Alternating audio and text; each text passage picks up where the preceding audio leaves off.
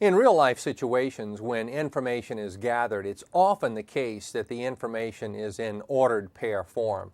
For example, a year might be associated with some kind of quantity, and we'll see that many times in the problems that we'll encounter.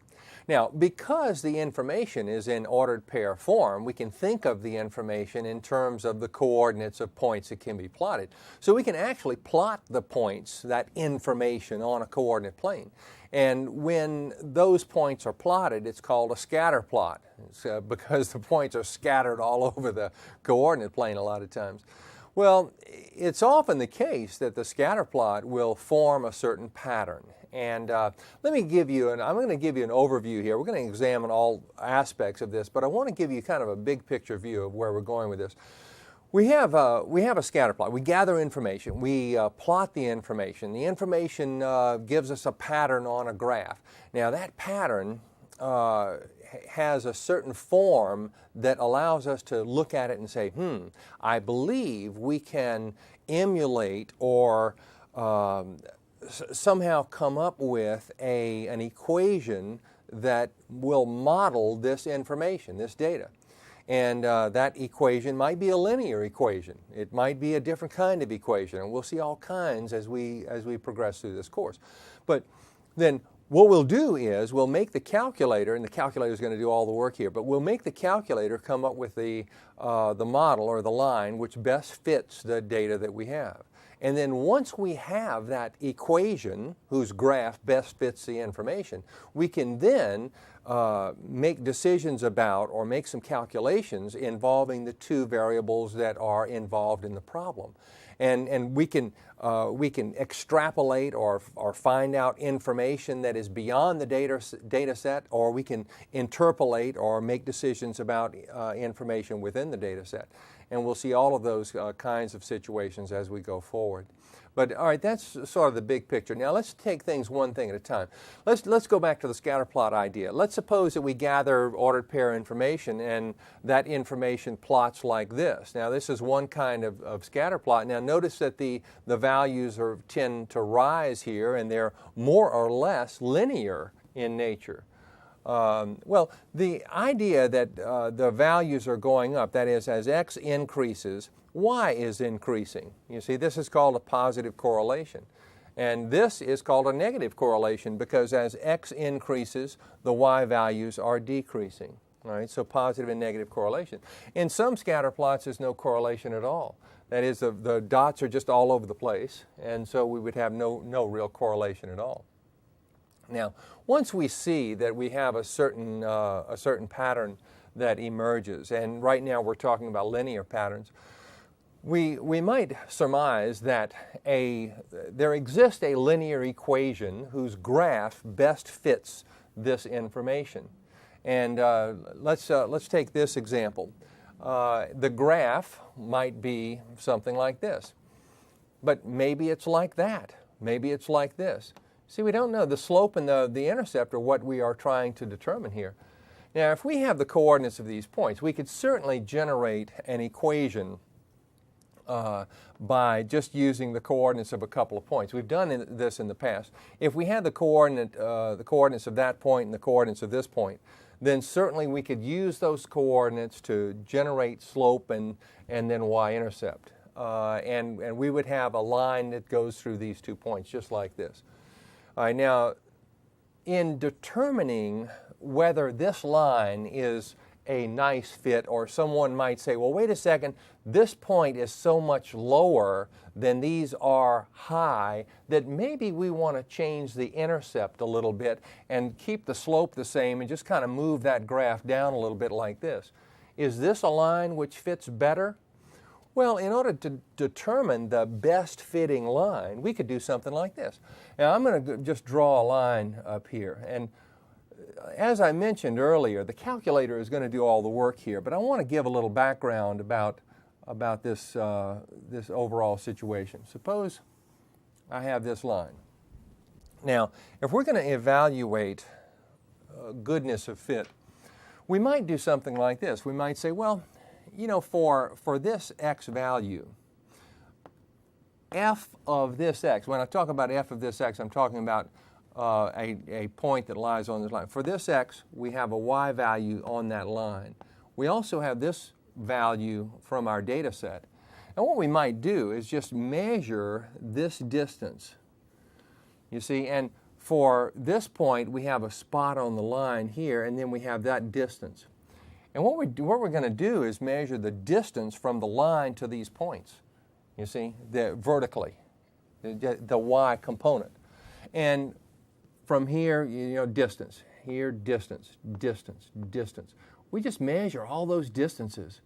And we could do that for any number of lines that we have generated. Now, in calculating these distances, if we take this y value, see that distance, and subtract that y value, then we get a negative number. And if we take this y value and subtract that y value, we get a positive number.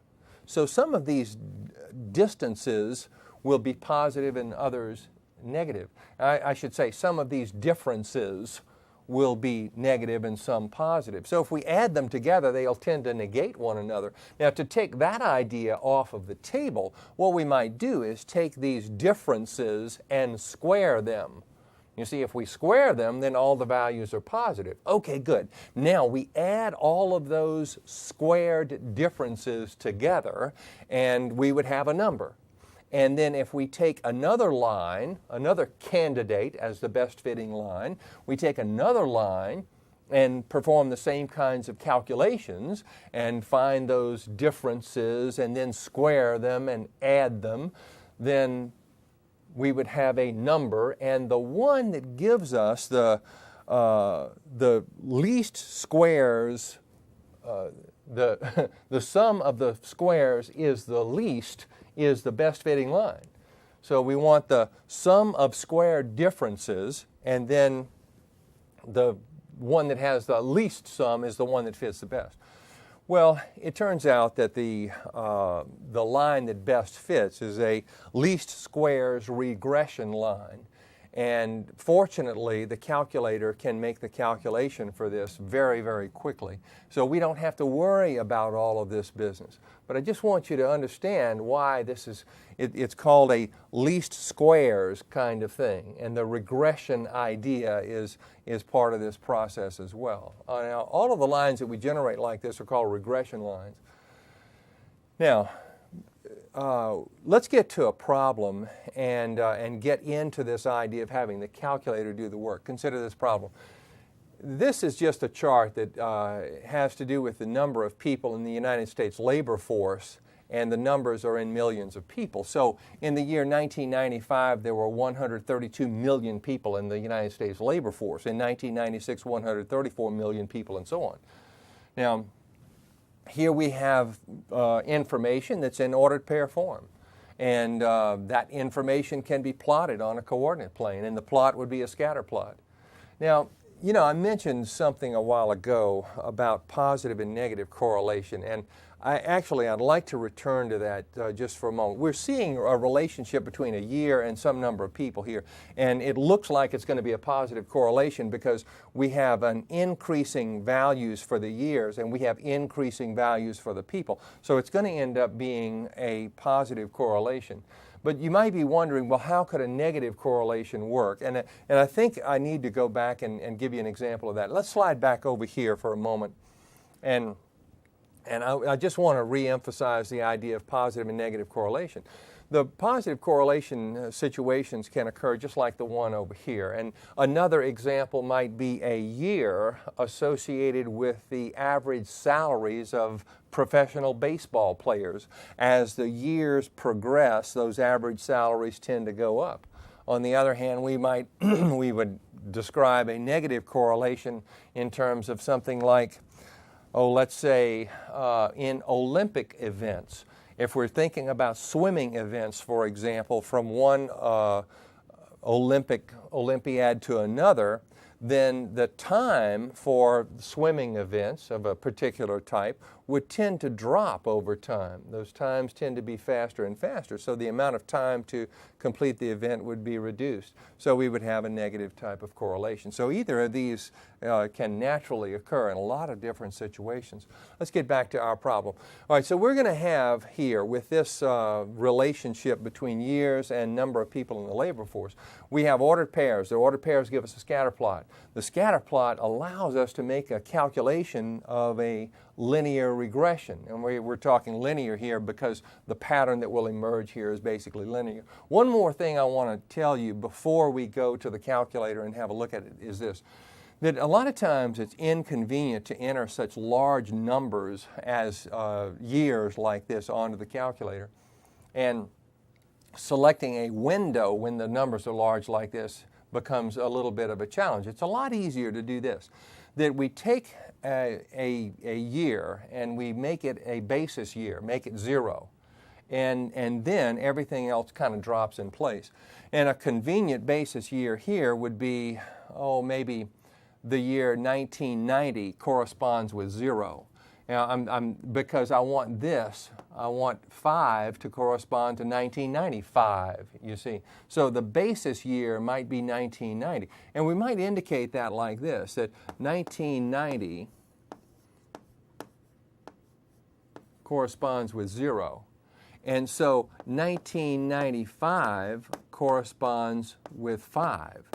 You see, because it's 5 years from 1990, and 5, you see, more than 0 would be 5. And so in thinking about it like this, then the ordered pair that can be entered into the calculator is the number 5, you see, with 132. And 1996 would be 6, 134, and then 7, and then 8, and then 9. Well, if this is 9, then the next year, 2000, would be a 10, and this would be 11. You see, and in entering them this way in the calculator, it's a lot easier, and it's a lot easier to set up our window. Let's take a look at it on the graphing calculator.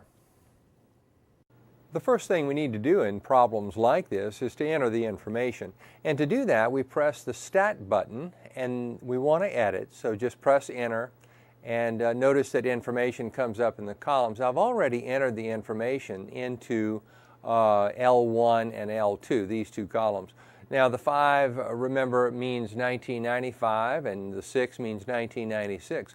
And the numbers over here are the number of people in the United States labor force in millions. So in 1995, there were 132 million people in the labor force.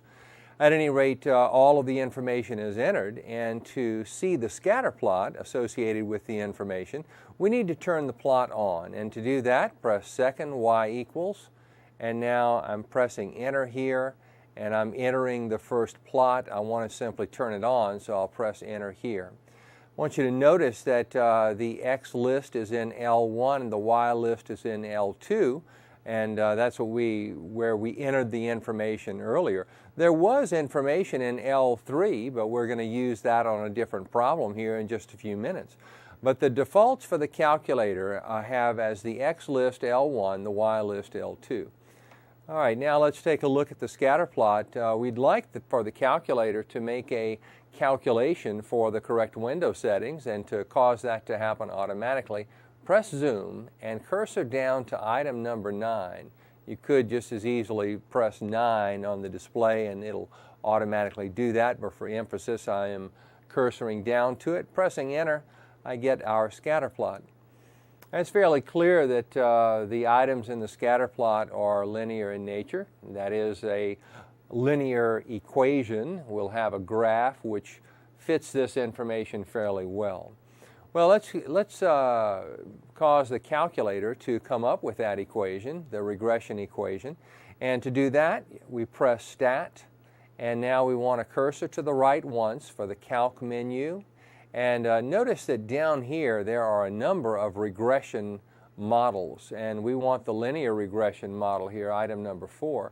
And there are others that are below this. If we cursor down, you can have a look at them. But we'd like item number 4, and I'm going to press enter and then enter again. Now the calculator is making the calculation for the slope and y-intercept in our linear model. Now the a is the slope. Notice the coefficient of x is the slope, and be the y-intercept, and these are those values. Now, you might be thinking, well, gee, we're going to have to write this very long decimal in order to enter it into the y equals menu.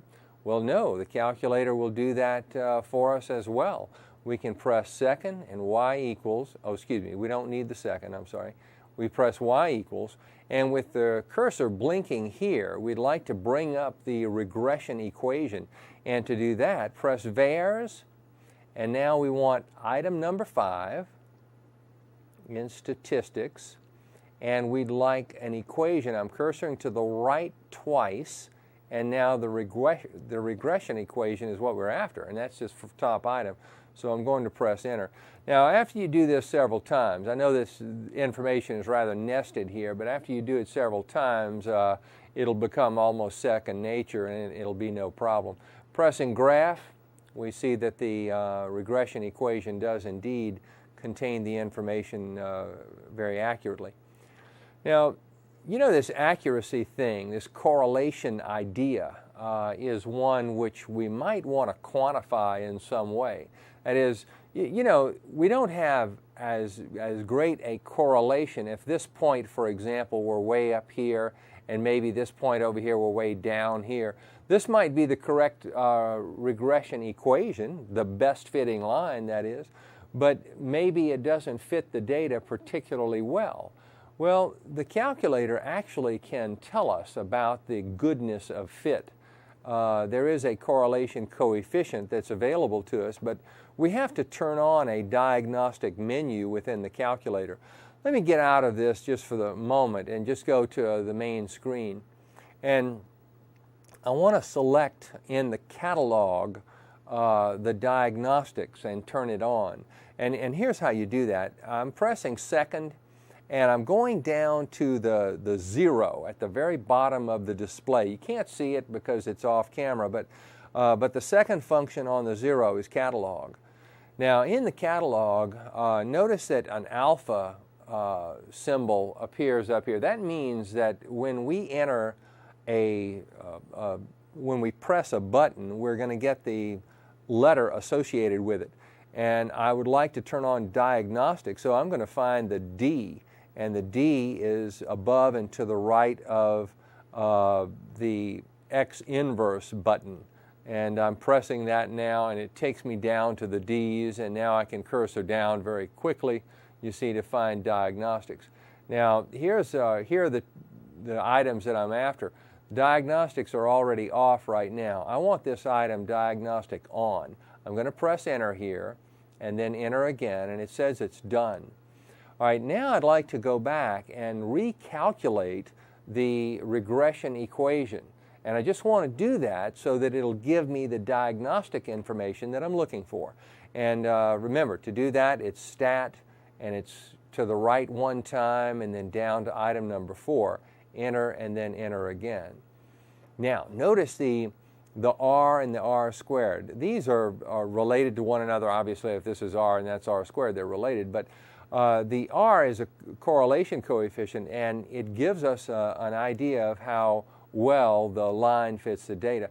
It turns out that when r is very, very close to either 1 or -1, the fit is very good.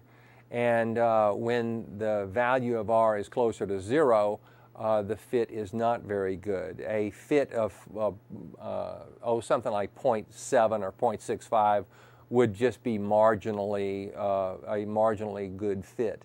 But this 0.994 and so on is a very, very good fit. And if the r turned out to be 1, then all of the points would be collinear.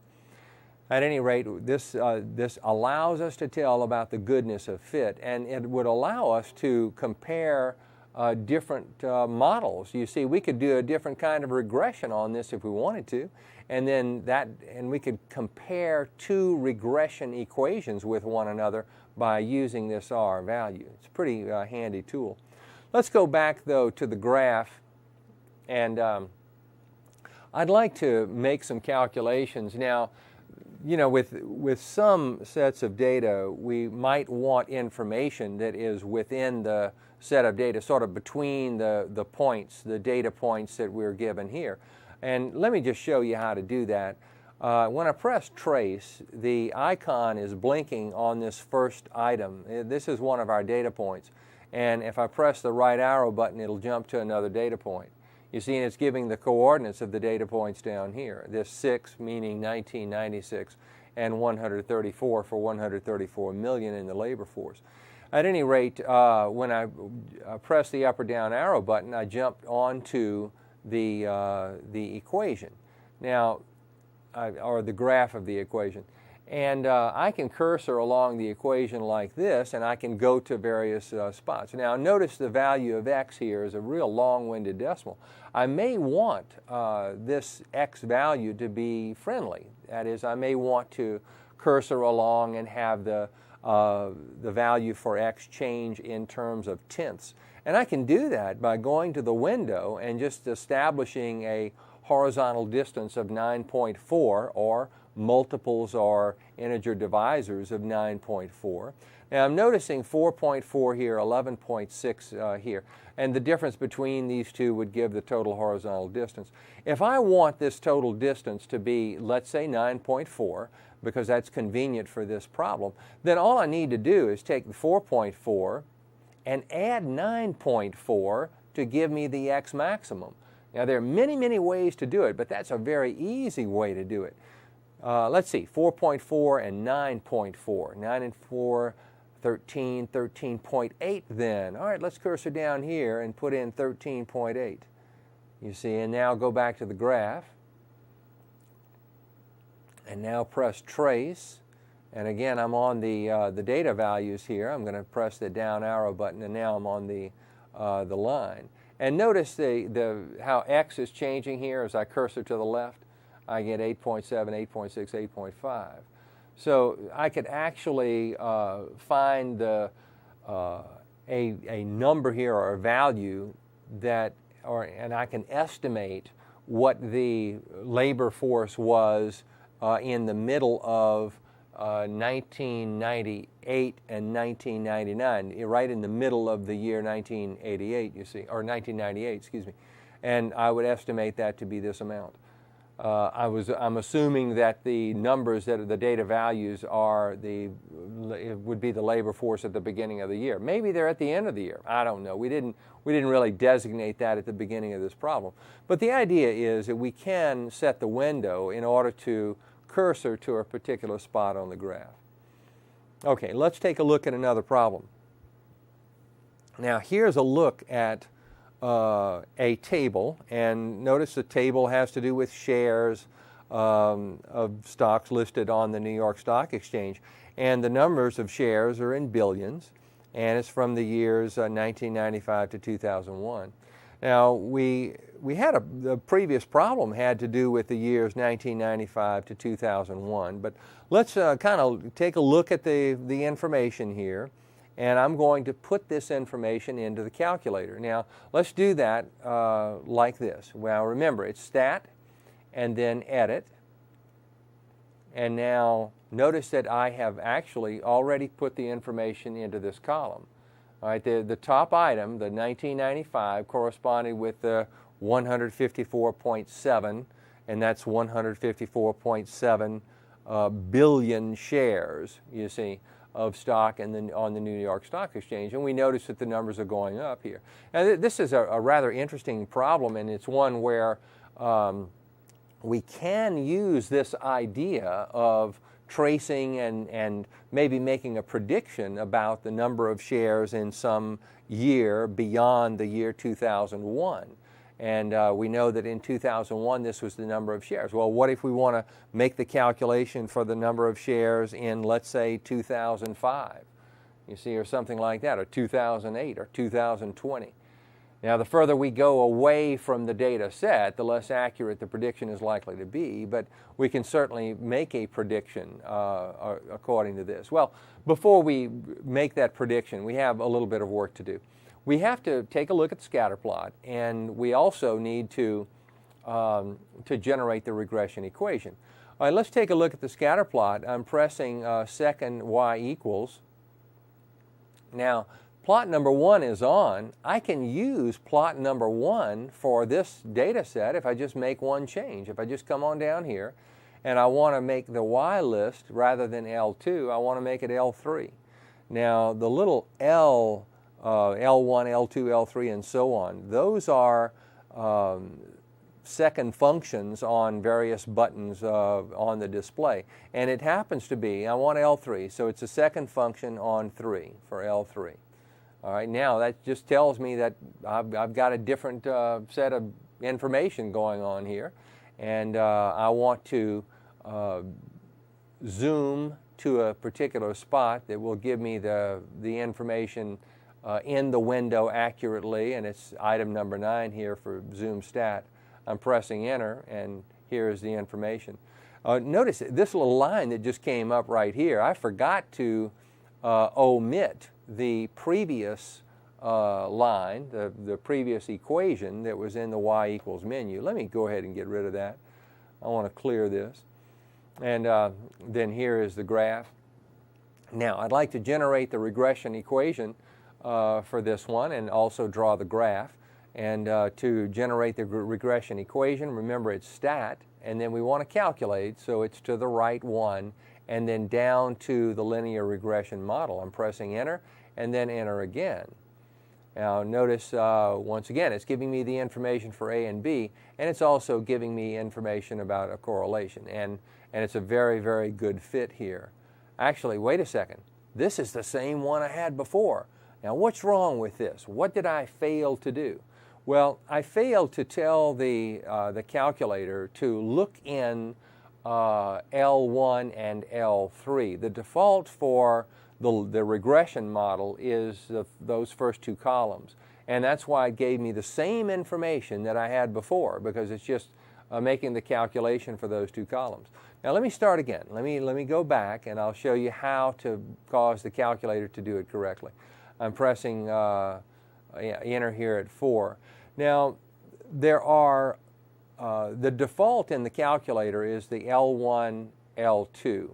And to designate something other than the default, after entering this, after pressing enter once, I'm going to enter L1. Now that's second 1, and then comma, and now second 3 for L3. And this is telling the calculator to look for its information in L1 and L3 rather than in L1 and L2. All right, and pressing enter. Here's the calculation. Now this is new information, and notice the correlation coefficient is very, very good as well. This line is going to fit the data very well. Now I want a graph, so I'm going to go y equals, and once again I'd like for the calculator to input the information about the equation. Vars down to item 5, enter, to the right 2, and enter, and there's the equation, and here's the graph. And sure enough, the graph certainly fits the data very, very well. Okay, let's press trace and see what happens as I trace to the right. I'm jumping on data points now, and as I cursor down, I'm on the graph. And once again, as we might expect, we don't have very friendly values. Well, let's go to the window and reset the window. And once again, we have a very similar situation to the one that we had before. We want to cursor down, add 9.4 to 4.4, we get 13.8. So 13.8 is what we're after. And now graph. And now trace, and down arrow, and now I'm on the graph. Okay. Now, if I want information about a future year, and you know that this 10 is really 10 years from 1990. 1990 was our basis year, because 5 corresponded with 1995. So 0 corresponds with 1990. So this is 10 years from 1990. Okay, we know something about that already. That's one of our data values. If we want to find out something about a year beyond the data information, a year like 2005. 2005 is 15 years from the year 1990. 15 years. So we want an x of 15, and all I need to do is cursor out to an x of 15. Now notice that the icon is going off screen to the top. Now I can accommodate that situation if I want to. I don't have to. I can just look at the display at the bottom, because after all, I'm just looking for a value corresponding with 15. Oh, wait a second, it has stopped. I can't cursor any more to the right. I need more room to the right. All right, good. I accomplished that by pressing Window. I need a little more space to the right, so I can accomplish that in several ways. One way to accomplish it is this. I can make the x minimum something like 10 and just add 9.4 to 10 to get 19.4. That ought to do it. And now I think I need a little more room on the high side as well. I've got a y max here of 373 and so on. I'll just make it 500. And now I should be able to see everything I need to see. Let's press Graph and take a look. Well, let's see. Maybe I need more room on the high side, but let's see what happens when I trace.